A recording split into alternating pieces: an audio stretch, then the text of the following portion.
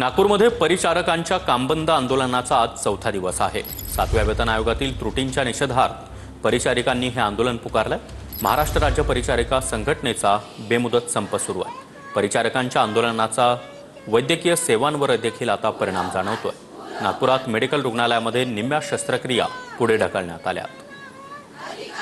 राज्यव्यापी सुरू असलेल्या परिचारिकांच्या संपाचा आजचा चौथा दिवस आहे। 18 तारखेपासून राज्यव्यापी बेमुदत कामबंद आंदोलन परिचारकांचं सुरू झालेलं आहे। त्यामुळे आरोग्य व्यवस्था जी आहे त्याच्यावर मोठा परिणाम होतोय। नागपूर मेडिकल असो, मेव असो यासह आयुर्वेदिक हॉस्पिटलच्या जवळपास 1000 पेक्षा जास्त परिचारिका संपावर आहे। त्यामुळे अत्यावश्यक शस्त्रक्रिया सोडल्यास इतर शस्त्रक्रिया ज्या आहेत त्या पुढे ढकललेल्या आहेत। 7व्या वेतन आयोगाच्या मागणीसाठी आणि इतर मागण्यांसाठी हे आंदोलन होत आहे। पर्यंत मागण्या मान्य होणार नाही तोपर्यंत आम्ही आमच्या आंदोलनावर ठाम आहे।